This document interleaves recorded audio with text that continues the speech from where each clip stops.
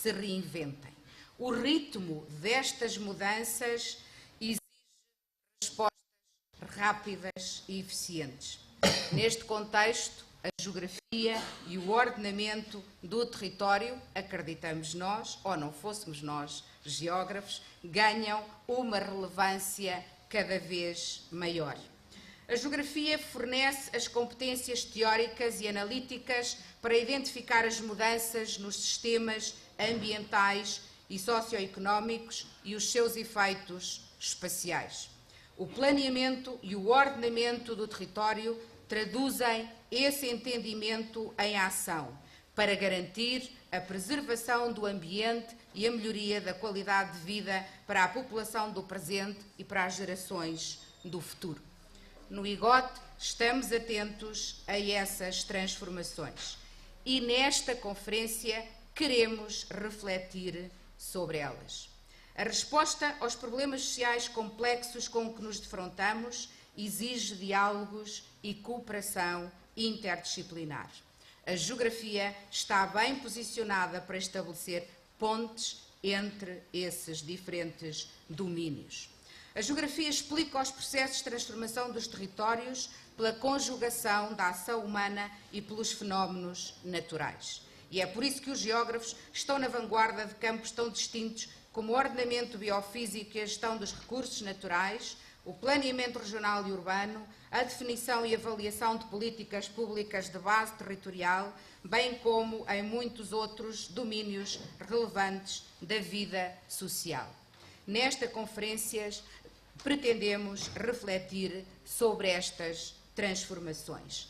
E é por isso que ela começa com uma conferência do professor Paul Longley, quem agradeço muito a sua presença. Paul, thanks very much for coming. We feel honored to have you here with us today.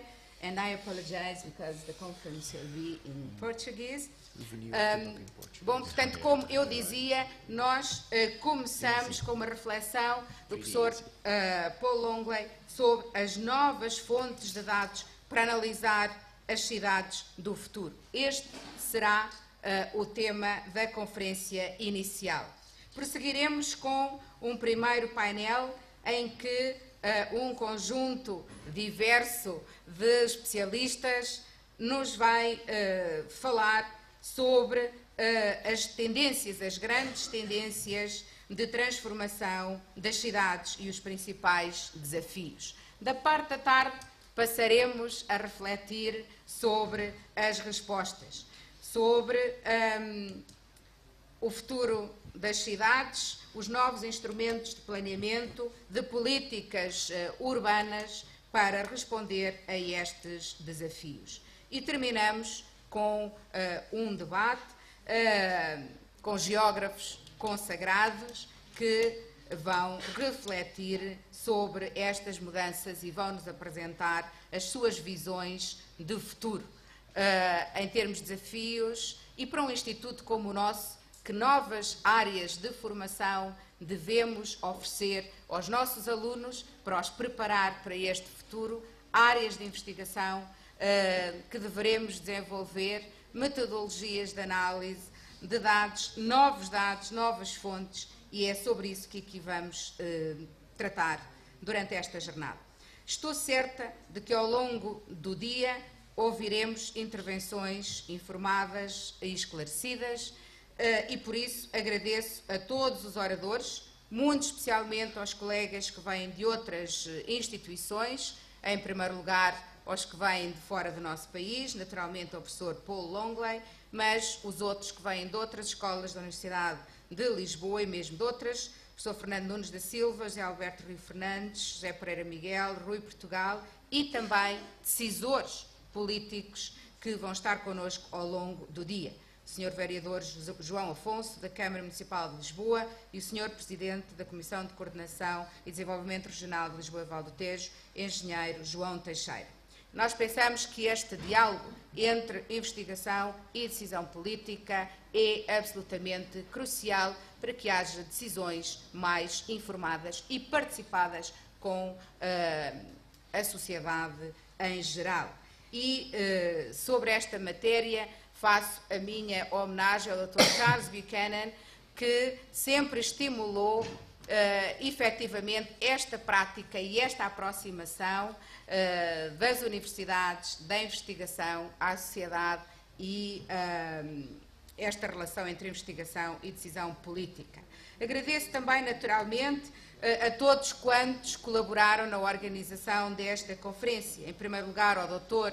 Paulo Ferreira, o nosso diretor executivo, que é multitask, está perfeitamente adaptado a responder a estes desafios, a doutora Elizabeth Nunes, Elizabeth Almeida, Fernando Benedito e Luís Alves, o empenho que têm colocado na realização destas e de outras iniciativas do IGOT. Uma palavra também de grande agradecimento para os nossos estudantes, que são fundamentais em toda esta logística e estão sempre disponíveis para colaborar nestas organizações.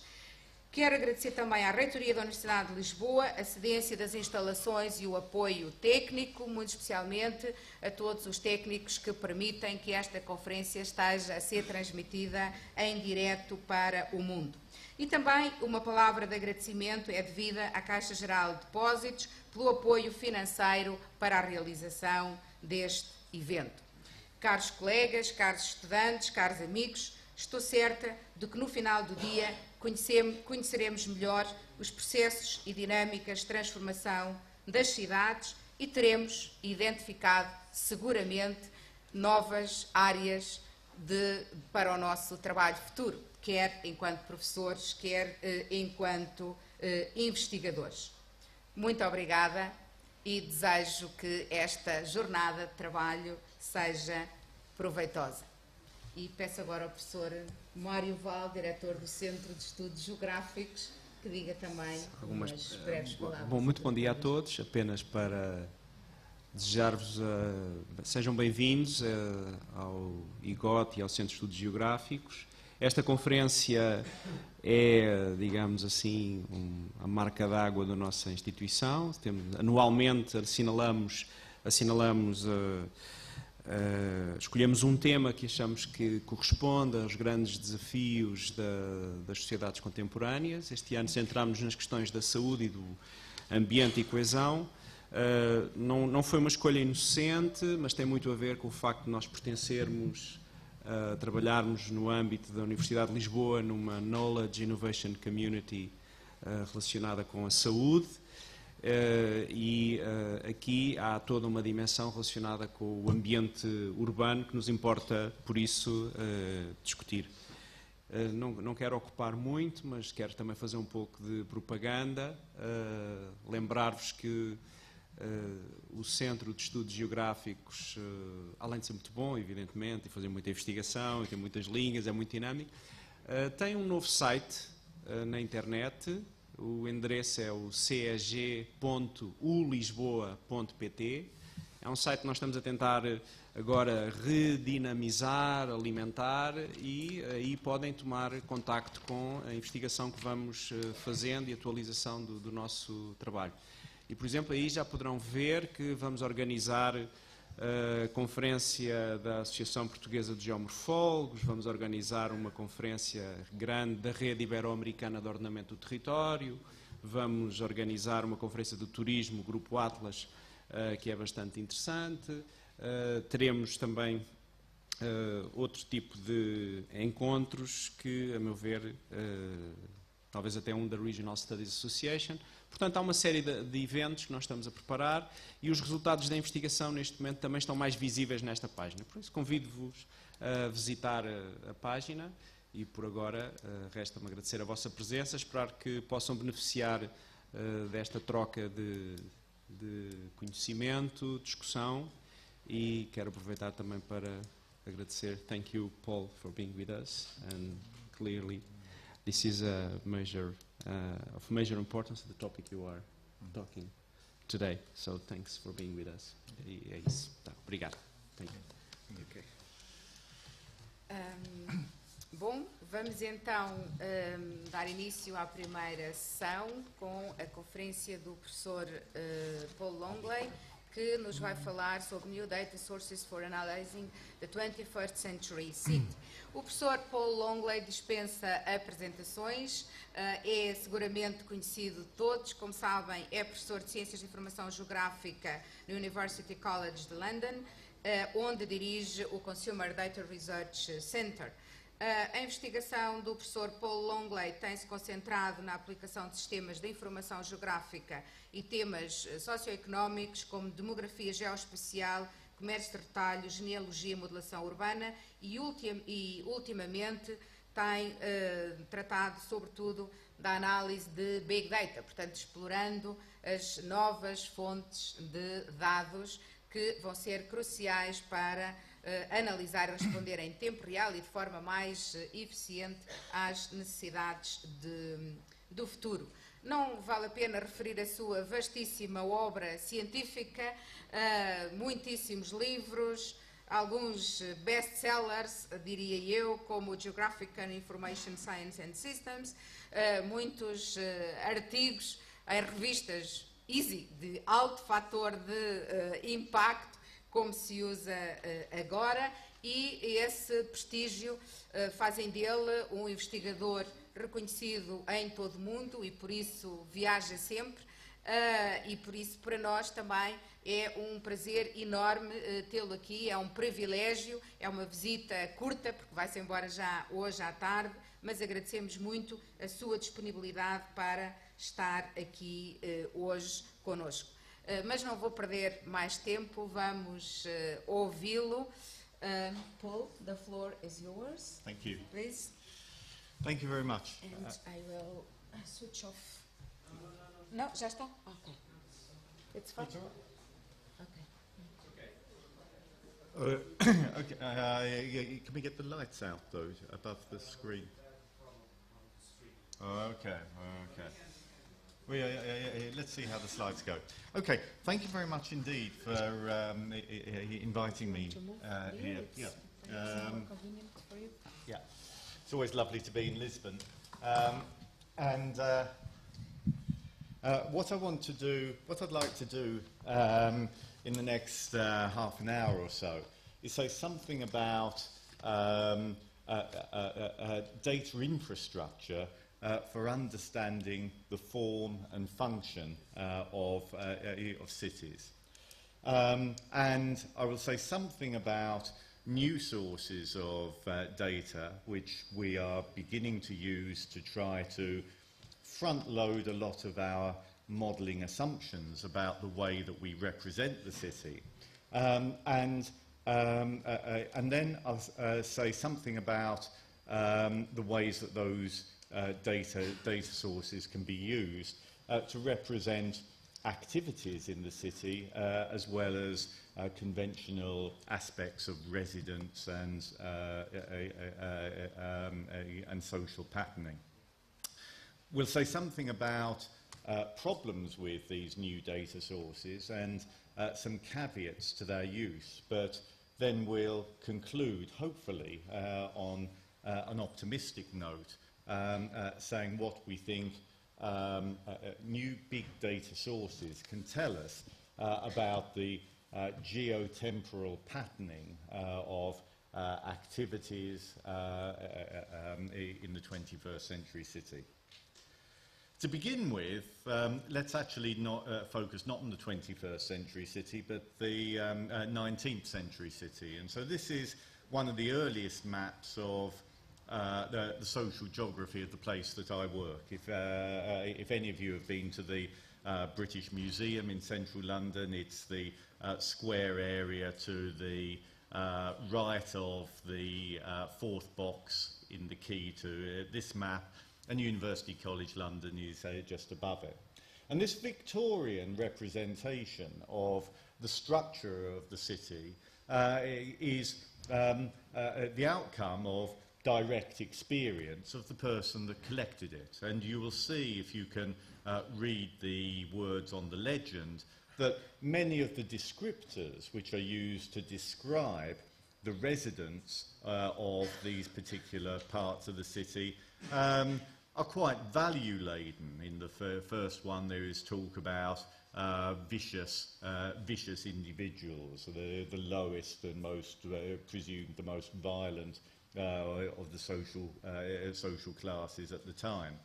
And so this the initial point that I'd like to make, I suppose, is that this is first the outcome of direct experience of walking the streets and actually in order to map social patterning, and of course it's subjective in the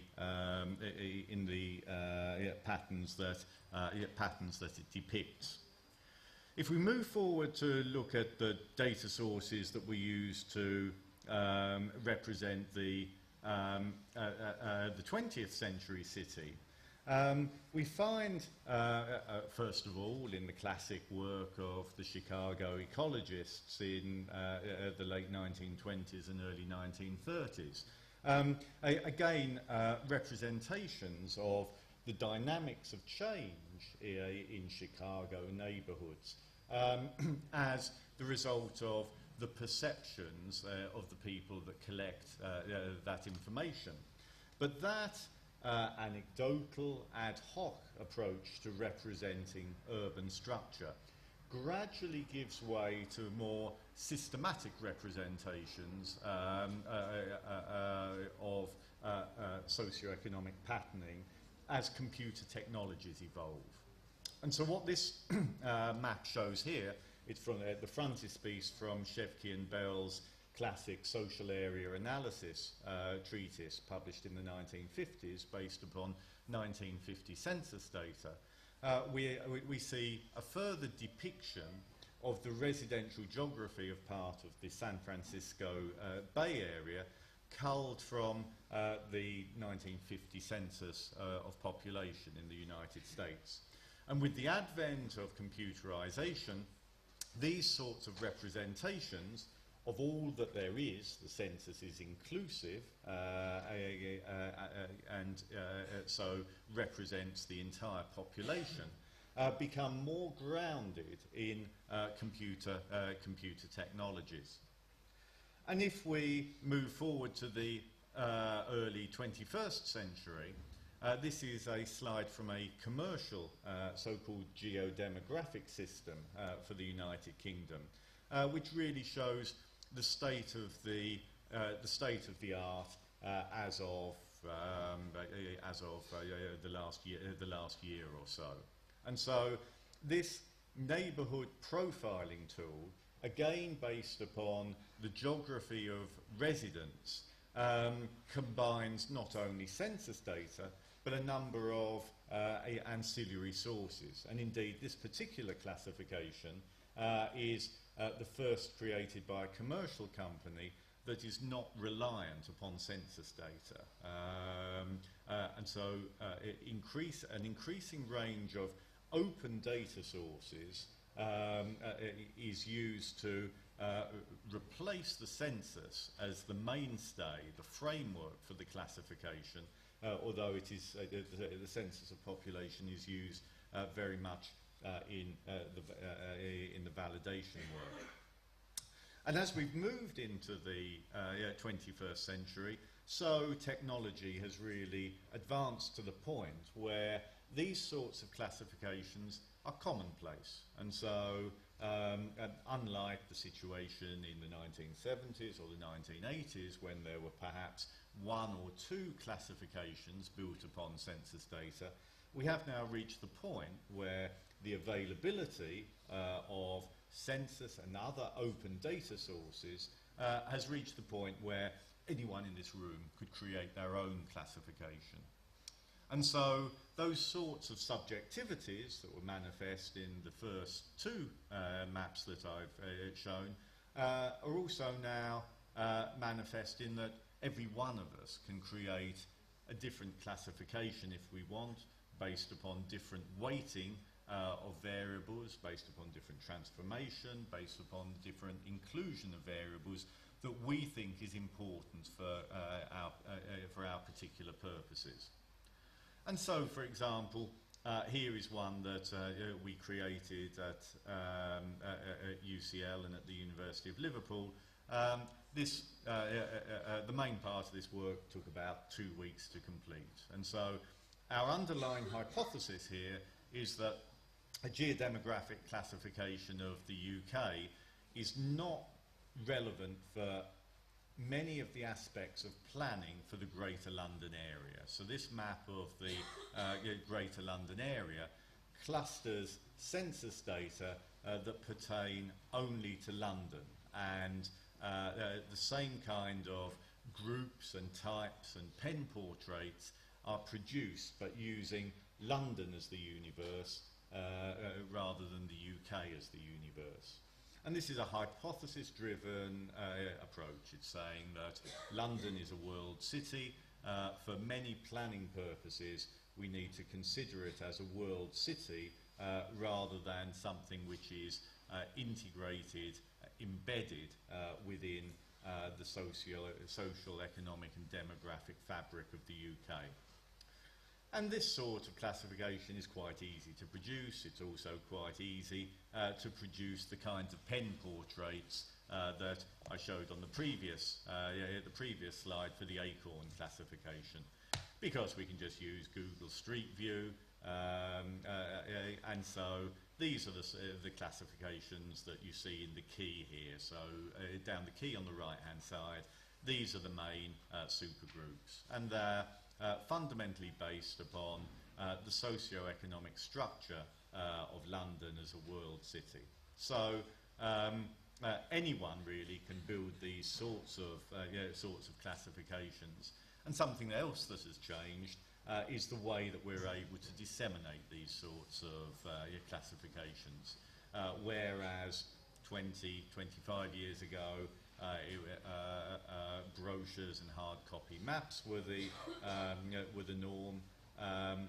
This map, this is a screenshot from an interactive map on our website, where you can pan and zoom across across the city and look at very detailed socio-economic structure at the micro level.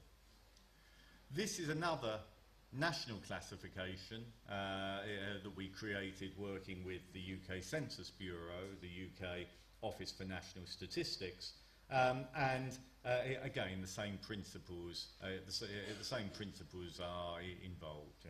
Data reduction of a large data set, in this case the census of population, in order to characterize different residential areas. And the area that you see blown up there on the right-hand side of the diagram is the city of Liverpool, just to illustrate the socio-economic geography of the city of Liverpool in the northwest of the UK. And I'm grateful to my colleague, sort of Alex Singleton of the University of Liverpool, for this slide, which actually sort of illustrates using the acorn classification, another of these classifications, 4 characteristic areas within Liverpool. And I've taken this slide to actually make the point that of something that we'll move on to, that in characterising the 21st century city in this way, we're actually, in very important respects, not moving beyond the 19th and 20th century forebears of these classifications. We are, in effect, using an infrequently collected data set, the census of population, to say something about the residential geography of the city. And so human identity, as represented here for planning purposes, is utterly dependent upon nighttime residence. So these areas are defined according to nighttime residence. Your identity is where you sleep at night. But of course, in the 21st century, our identities are shaped by much more than where we sleep at night. They're shaped by our daily activity patterns, by our online interactions in virtual environments, our social networks, the human and social capital that characterises our identities more broadly defined. And so in the case of this map, the identities of 4 individuals that were represented by this residential geography were much more defined by their shared activities than by their residence. So you may recognise, I think we've got a slide here. No? Yeah. We've got the four individuals who lived in quite different residential environments, but formed a group called the Beatles, and their identities were shaped much more by their shared activities rather than their nighttime residence. And of course, not only are we empowered, therefore, to build a wider range of geographies of nighttime residence, but in the big data era, we can assemble much more data pertaining to those activities. And so this slide is taken from, it's actually one of the illustrations in the current edition of Geographic Information Science and Systems, the textbook that it was referred to. And it comes from one of our other projects, which identifies a problem of concern in the UK at the moment, and that is childhood obesity. And so what we can see here is a representation of just 2 or 3 individuals who have consented to wear wristbands, Apple-type watches, that monitor their activities and the trajectories that characterise their overall activity spaces over a period of time, in order to try to classify activity patterns that put children at risk from childhood obesity. One of the important points, though, in terms of big data, is that is the sheer volume with which data of data that are collected, the velocity, the rapidity with which they are collected, and the variety of data sources that can be collected. And I think it's actually important in talking about big data and their role in creating data infrastructures to represent the 21st century, that we do not lose sight of the need for hypotheses and deductive thinking about the kinds of representations of the world that we wish to create. And to give an example of what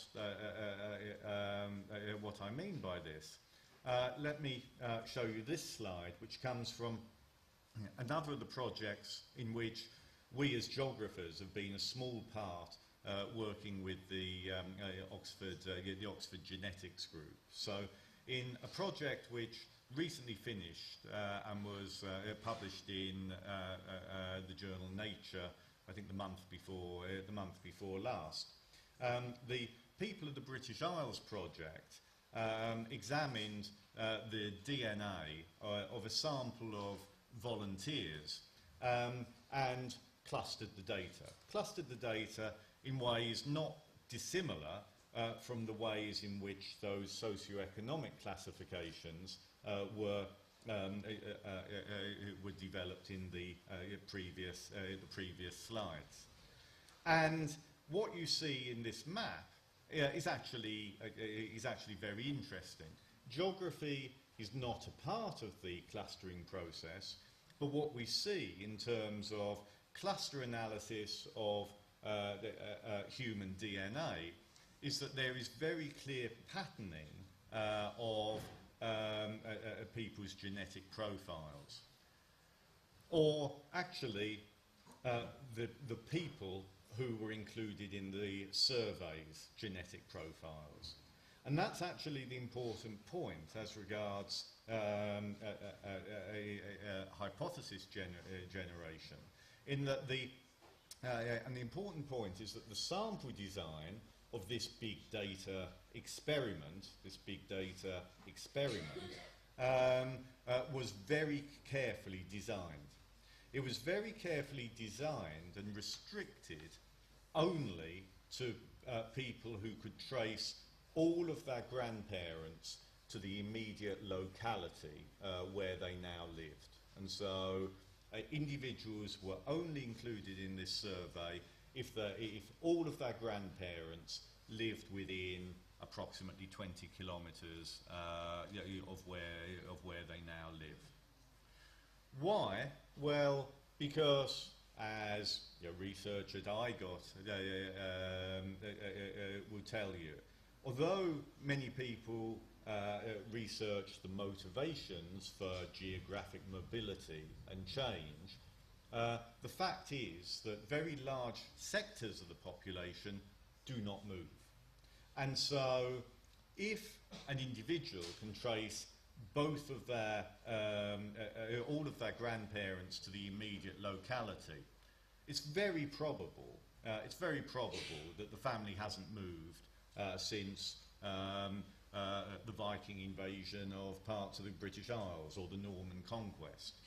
And so what we're looking at here is actually not a representation of the 21st century.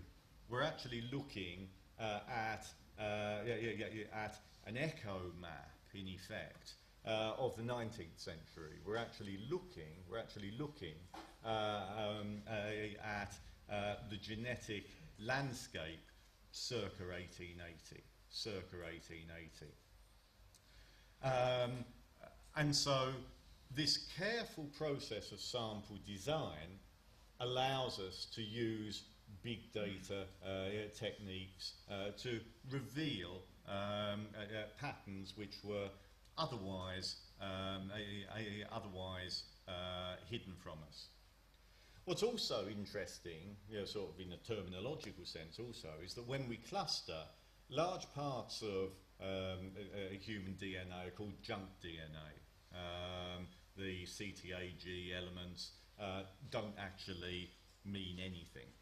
And in the clustering process, we don't cluster the junk, okay? And that's actually an imprecise analogy to what we'll come on to later when we come to look at socioeconomic infrastructures, because what we do in the biological sphere turns out, I think, to be relevant to the way that we think about socioeconomic structure. We don't cluster junk, okay? And we'll come back to that point. Shortly.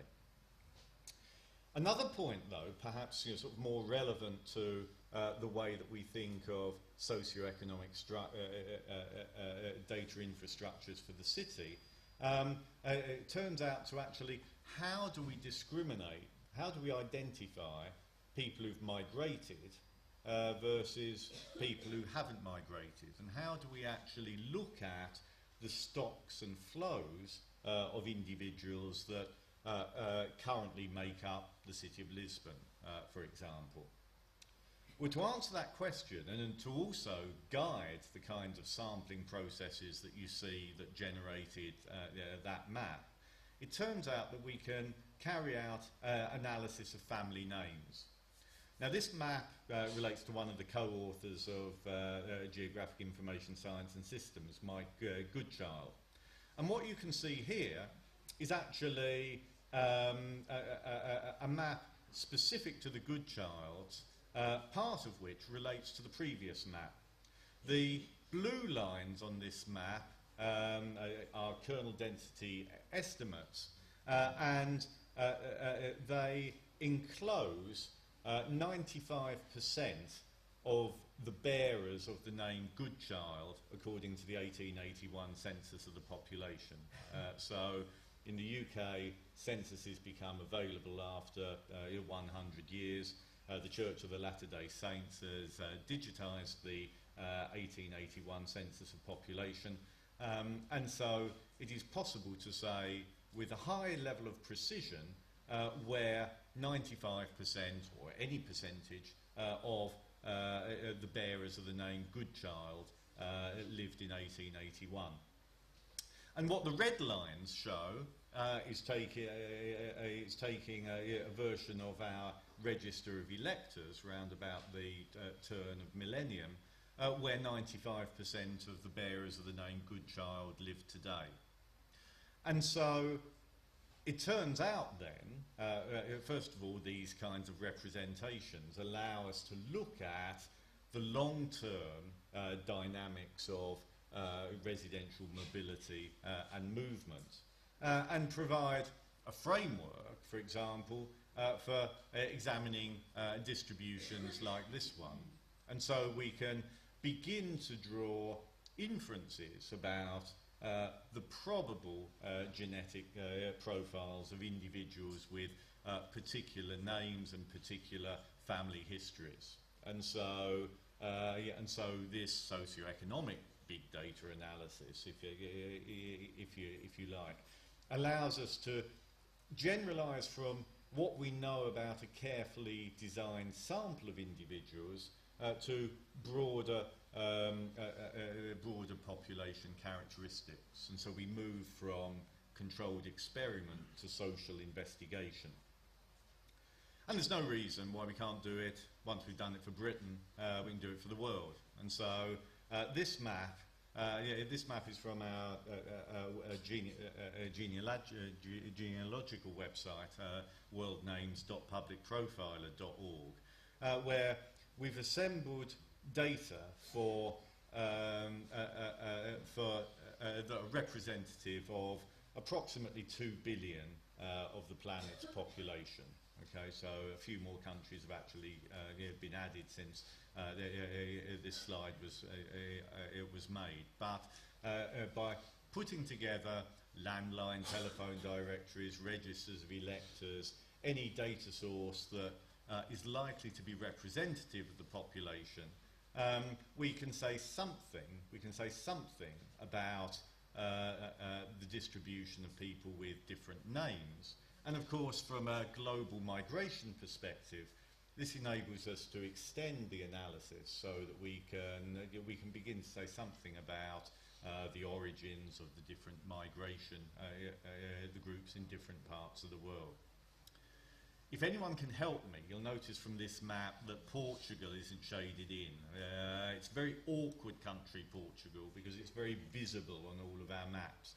We've never been able to get a hold of any Portuguese data on family names. If anyone knows a way of doing it, please let me know. I've been in touch with the Census Bureau. We've tried anything. Okay, so any ideas would be very welcome for that.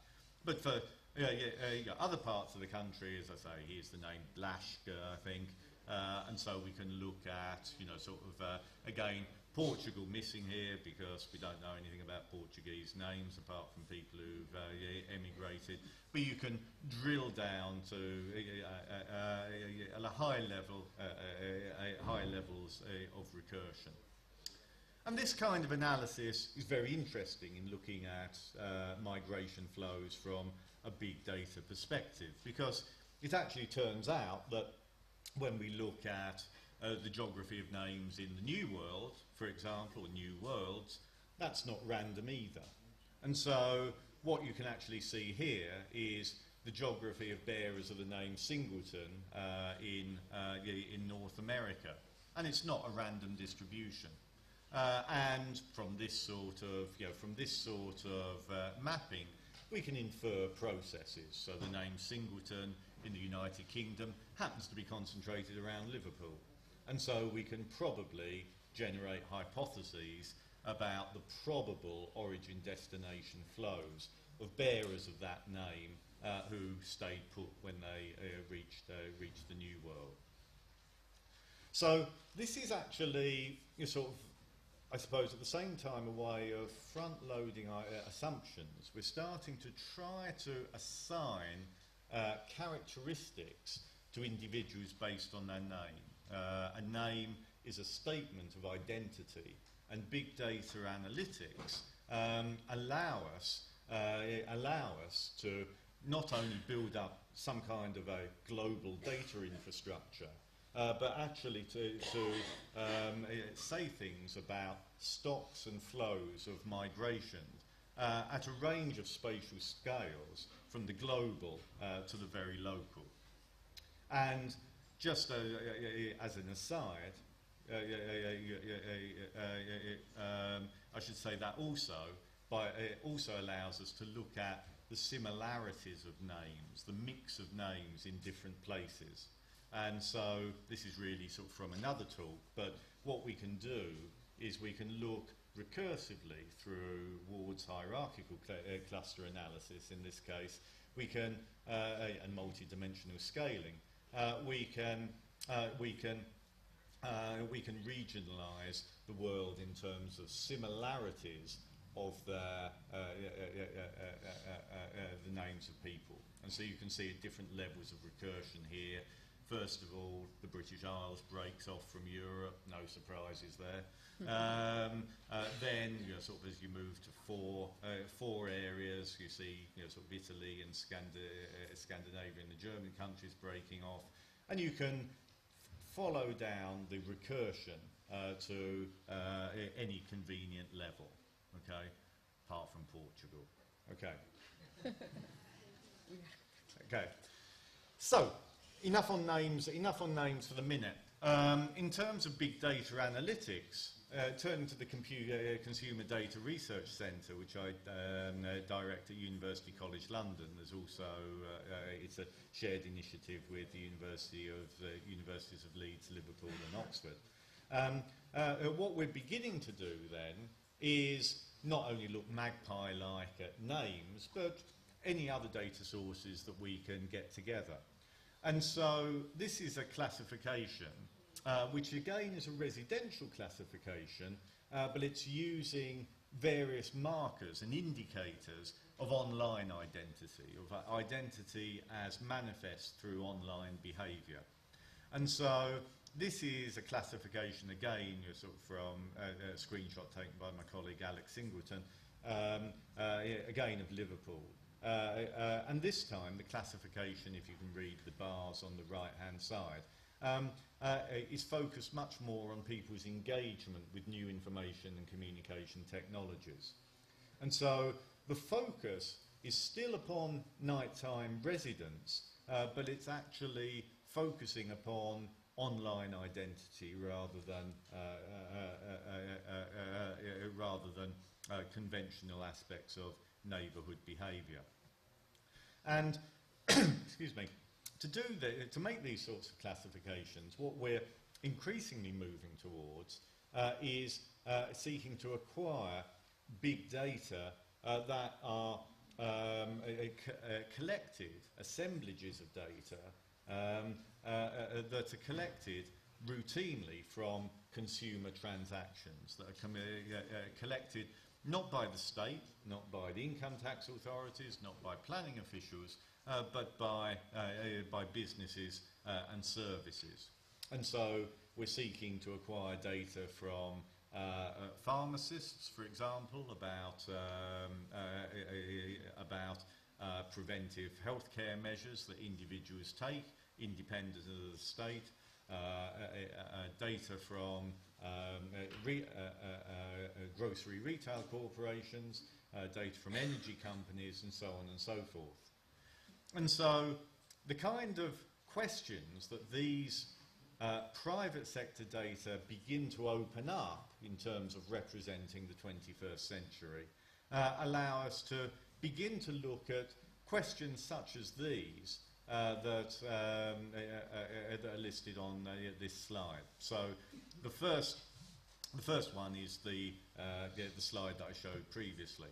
If we know the geography of online behaviour, we know how resilient different town centres are likely to be to the shifts in consumption behaviour that are increasingly prevalent but geographically differentiated in the UK.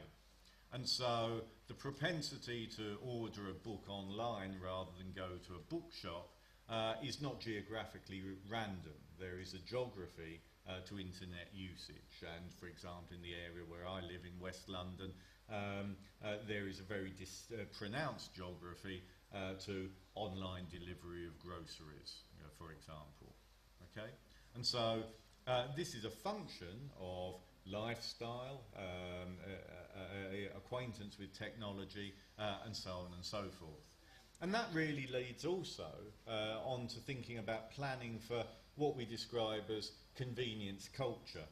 In the UK, the big out-of-centre stores, which were the linchpin of retail structure in the 1980s and 1990s, are increasingly viewed as sunk costs as more and more individuals buy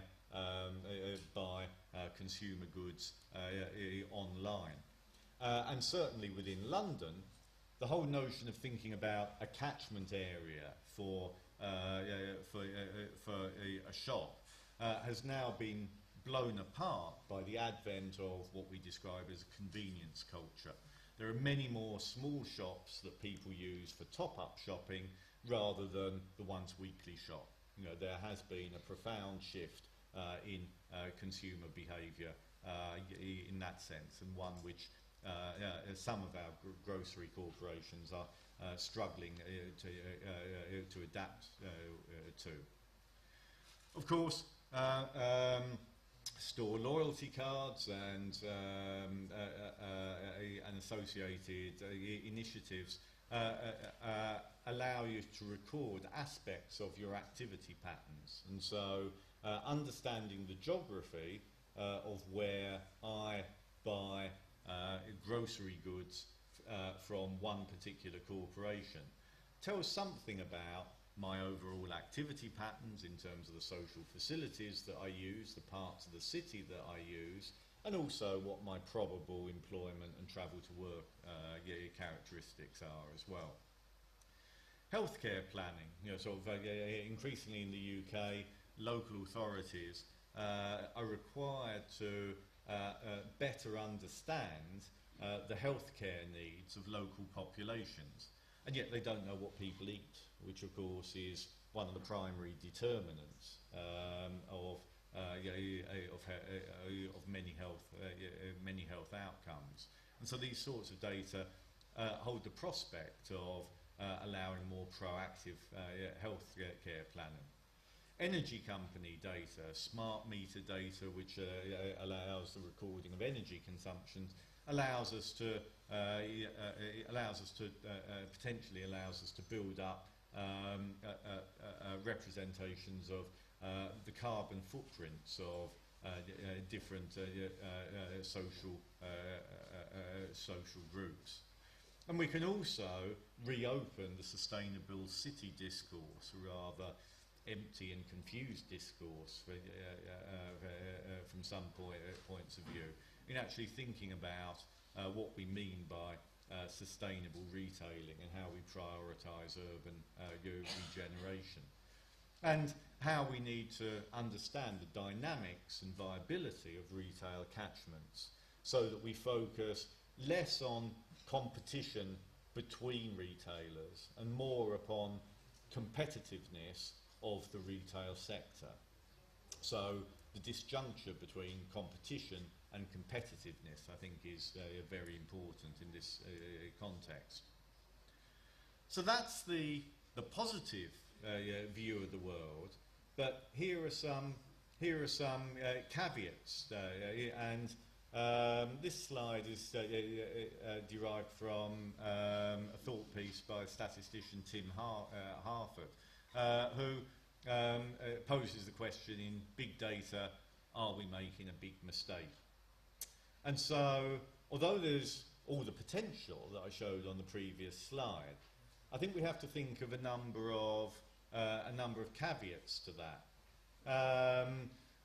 There's been much talk in the data science community about the end of theory, the way that data,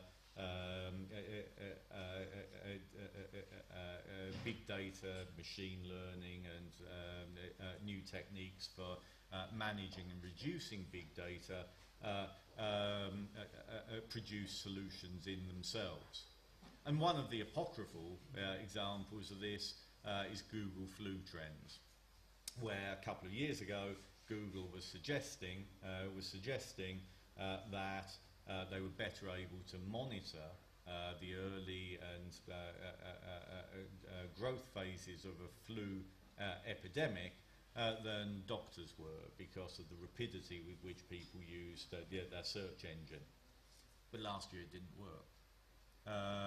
And so the solution, and this in part relates to changes in the way that the search engine functionality worked, but the message is that that this kind of inductive generalization is by no means a panacea in terms of a solution. And Harvard takes the example of predicting the outcome of presidential elections, where in 1936 a very popular magazine solicited 10 million voting intentions from its readers, but got a much less accurate result than, I think it was an early Maury poll that sampled 3,000 citizens using a much more carefully structured sample design.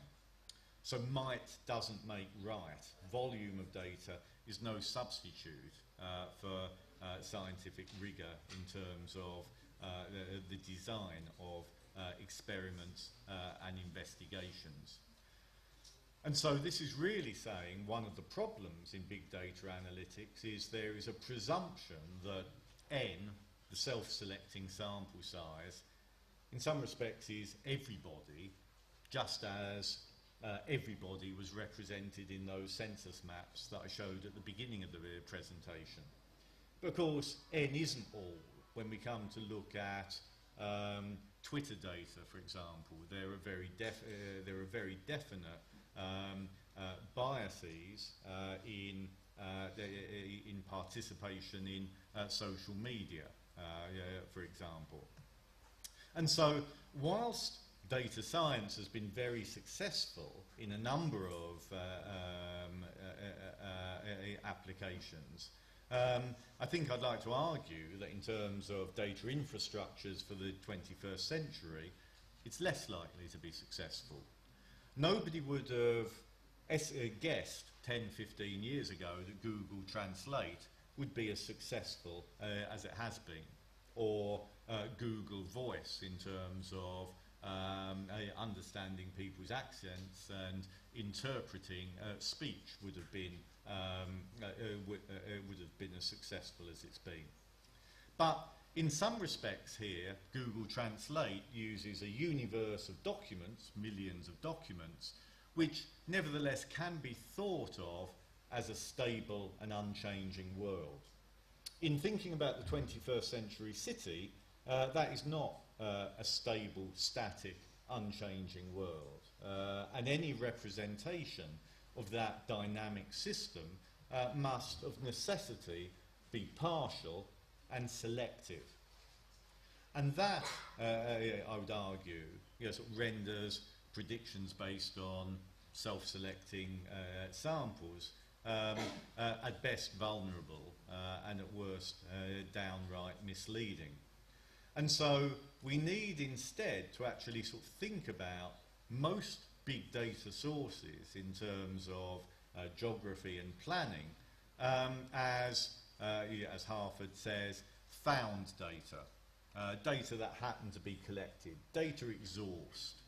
They're not well-found data in the same way that that genetic map was based on well-found, controlled sample design, because of the systematic biases that are created within them. And so maps such as this are very pretty, but of what value are they? Of what is that a representation? And it actually turns out to be quite difficult to actually define the population to which that pertains, because the dots that are on that map were of people who tweeted in those locations but didn't necessarily live within them. They didn't necessarily sleep at those locations. They weren't necessarily employed within those locations. So of what is that a representation? However, we do have to put these problems in context with what is happening to conventional social surveys. And this slide, again taken from the current edition of Geographic Information Science and Systems, presents a worrying picture of responses to, I think, the UK Labour Force survey. And the picture that it paints is of respondent fatigue. Respondent fatigue to the many charges that are put upon our time. You know, how many of us respond to internet surveys that we reach through email? You've got to be pretty sad, lonely, or not very busy to make time for those sorts of activities, particularly if there's no element of compulsion attached to them. And so, although the first sub-bullet point here talks about the triumph of conventional opinion polling versus magazine-based surveys, of course, the more recent history presents a more worrying picture. 2 weeks ago, in the UK general election, poll after poll after poll, using different survey methods, telephone, focus group, face-to-face, cluster-based, random and so forth, shared one common characteristic. They all got it wrong. And so we've moved from an era when opinion pollsters used sometimes to get it wrong, get the result wrong, by all using the same method, but we've moved to a situation where they're somehow able to get it wrong using a wide variety of different methods. And so we need also to bear in mind that conventional social survey instruments are no longer a panacea either. That said, also, we need to bear in mind that data mining is in general terms of unproven worth. And I've highlighted the example here of Tesco, the UK's biggest grocery retail corporation, which has millions of people that use their store loyalty card, that is used to mine consumer purchasing patterns, make special offers to them, etc., etc. But they've been losing market share in a compound rate, quarter on quarter, to more nimble new entrants that have thought more about the configuration of the system, the total system, rather than focusing upon their own market segment.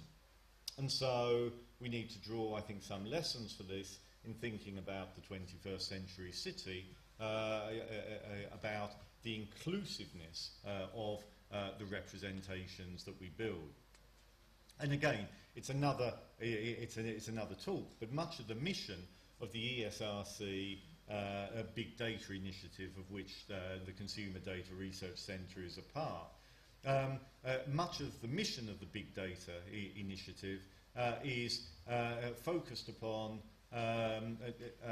trying to work with situations in which there is public acceptability of the linkage of diverse data sources based not upon consent, because it's impossible to get consent of everyone for every data source, for every bit of data exhaust that each of us creates, but based upon clear procedures of anonymisation. And so a lot of our work is moving towards secure lab facilities which are based upon data linkage of anonymised data.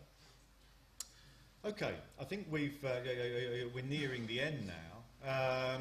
just some final conclusions then about our representations.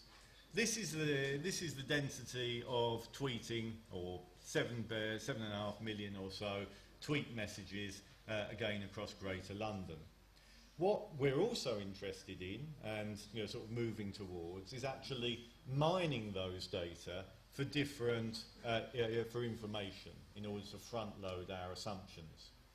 This slide shows how we can actually expand information from repeat tweet posts to identify residential characteristics. Of course, if you look at an individual who allows his or her tweets to be geo-referenced, you can also identify the time of day at which they're sent.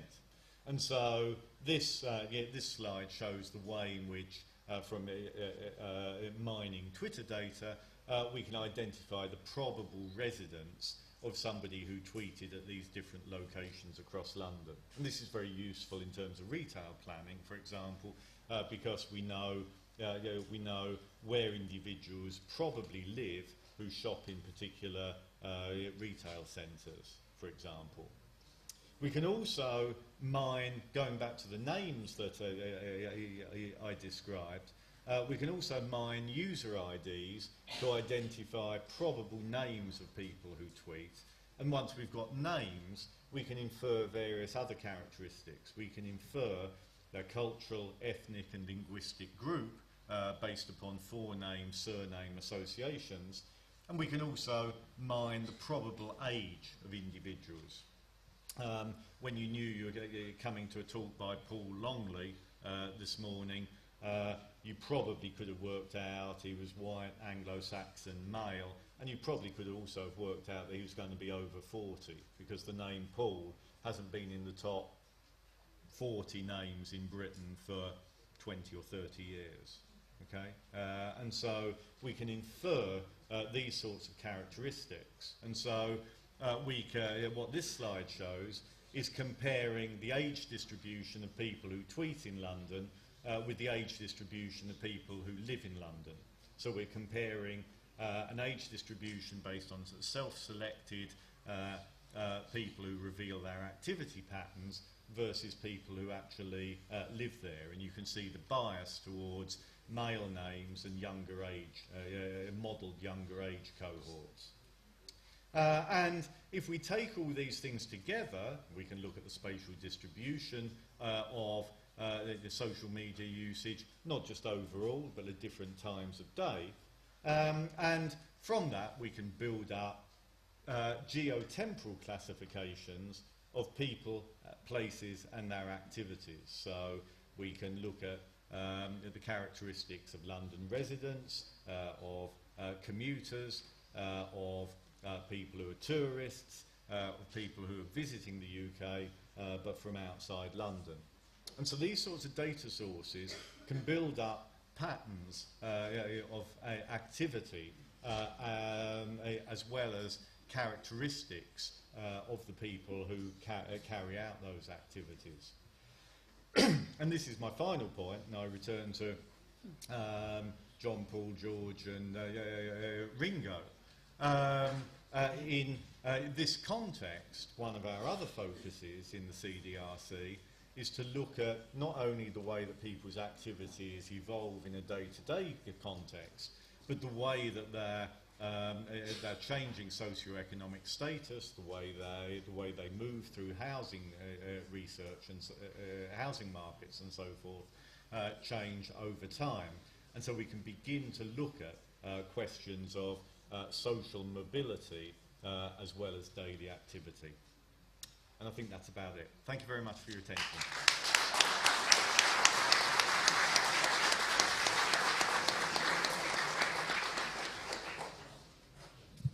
Thank you very much, Paul, for this brilliant and very inspiring talk.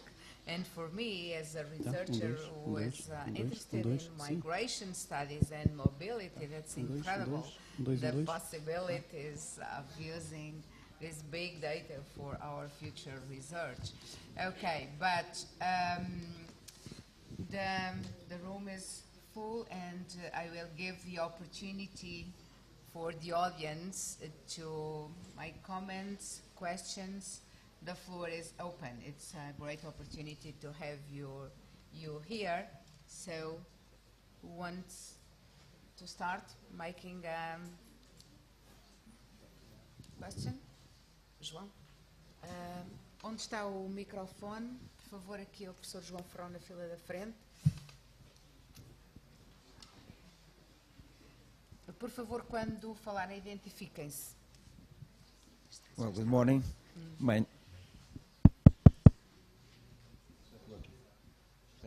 Yeah? Oh, okay. Good morning. My name is João Ferrão.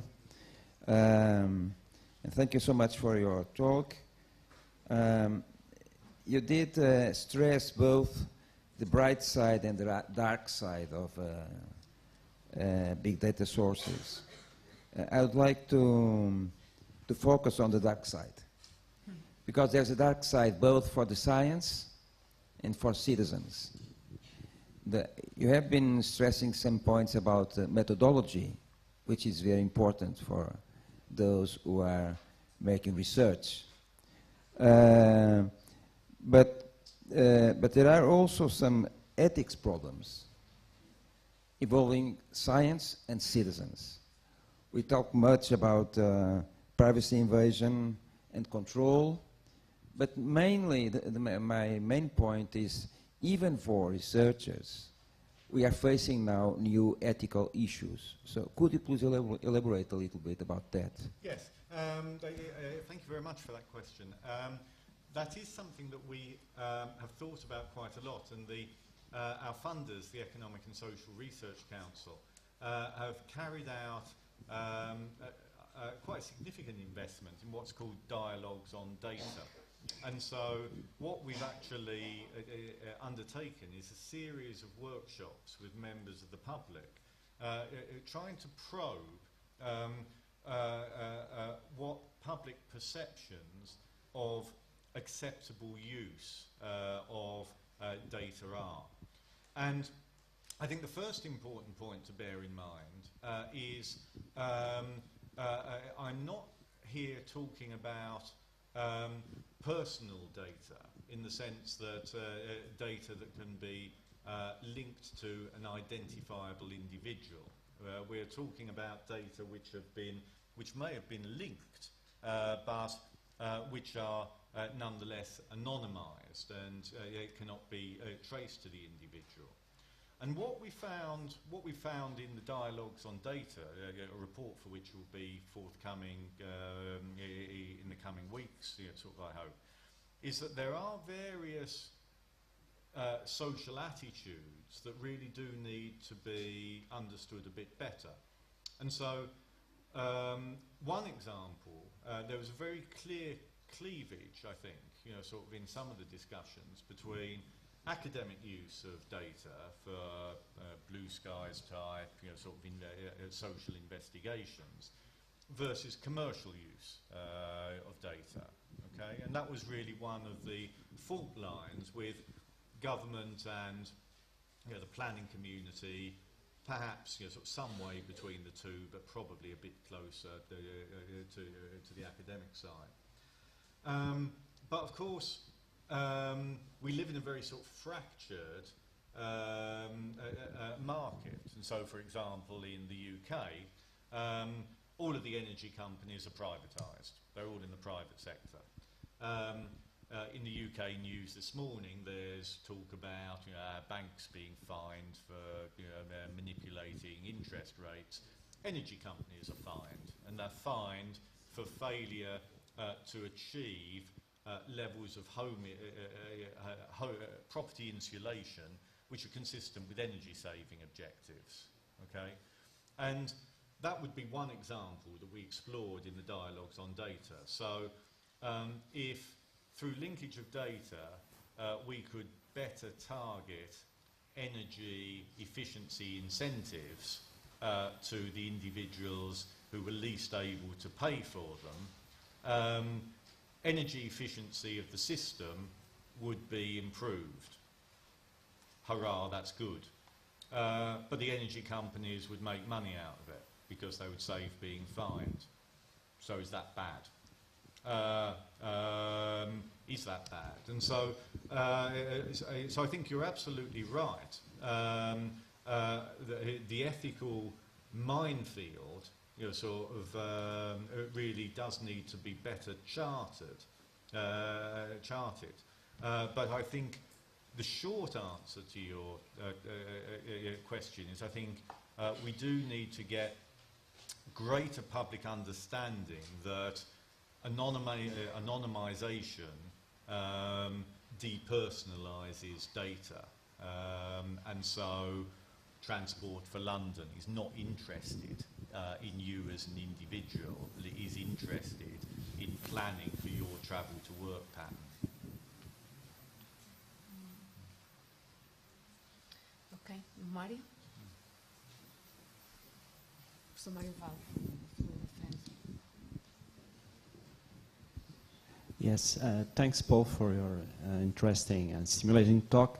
Definitely the ethic issue is, we should be concerned, we need to be concerned with this, but my question is on the scientific element, on the use of big data. Some authors are claiming that now we don't need such grand theories to explain or to understand the changing world, and some practitioners are also claiming that we don't need long-term strategic planning because we have such a quantity of data. We can just see very easily the trends. And my first question is, are we going now through an empiricist or empiricism turn in the social sciences because of such a huge volume of data? Are we changing the way we are doing our research, theoretical grounded and strong methodologies, because we are just overridden for such a quantity of data? So this is the first question. The second one is going back to the use of these big data in terms of the economic geography and the stakeholders using these big data. And the examples you just gave us and others that we can just read on the papers, it seems that the companies, the incumbents, like the energy providers or so, as you, or the banks, are those who are benefiting for such a quantity of big data. And new firms or new entrants from new firms, like the Uber case, those platform to use more efficiently transportation in cities, those are facing a strong opposition from the incumbents, the taxi drivers, for instance, that are like in London or in Lisbon, just forbidden these in 2 weeks. So it seems that big data are probably, they are changing the way we live in our cities, they are more efficient, but they have, in a way, to support the incumbents or the stronger companies that are already in the field, because new entrants always are facing some kind of barriers, entrance barriers in the economy. Okay. Yeah, and it would be nice to see also some kind of the powerful and the ability to use these big data for having a more shared economy, for instance, and with other different type of organizations. Yes. So I would like to have your view on this. Thanks. Yes, thanks, Mari. Yes, two interesting questions again there. I think in terms of the first one, from my perspective, of course, planning has changed in becoming more about articulating the views of real communities from the bottom up rather than taking top-down perspectives. And I didn't say much about it, but things like in the early part of the talk, I think on the one hand, in the open data era, and I emphasise here we're not talking about commercial data sources, but we're talking about government data sources.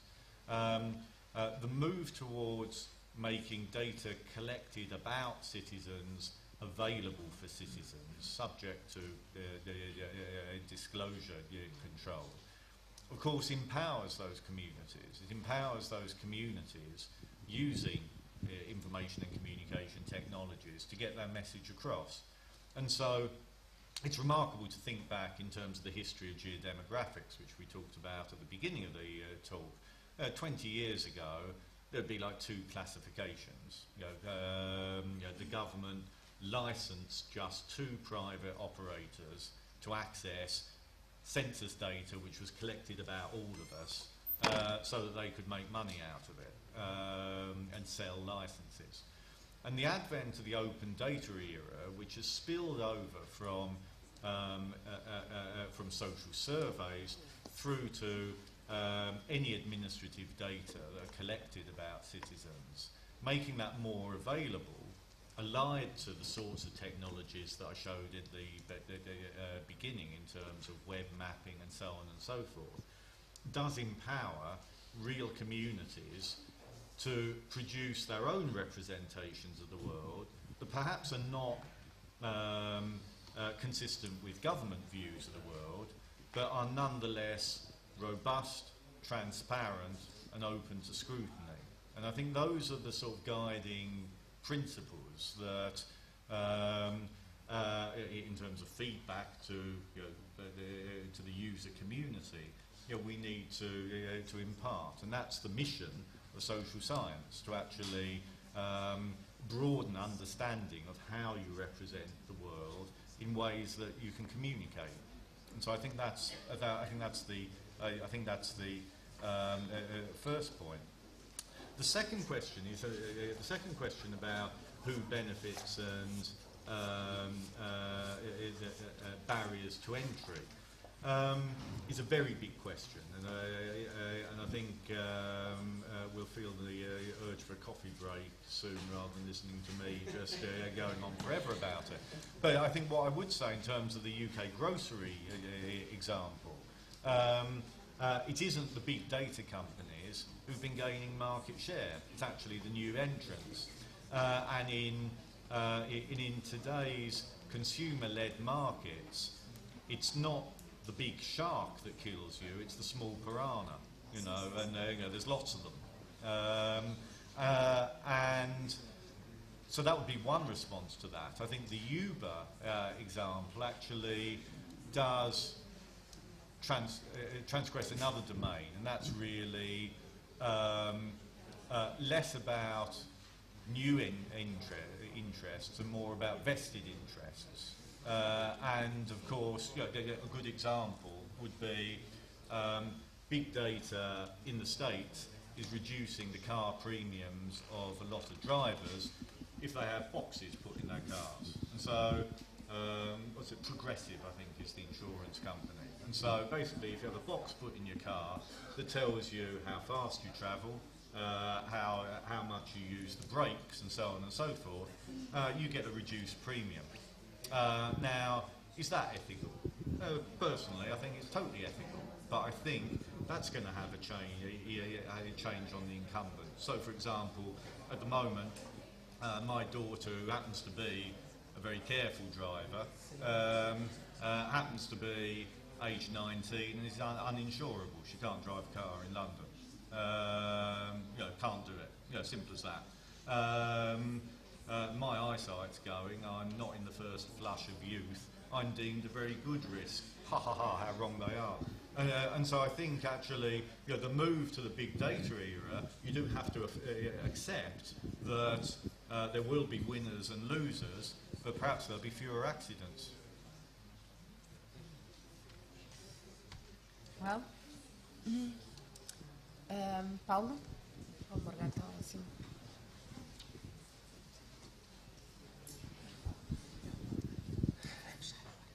Good morning, Paul. Hello, Hi. Just a small question.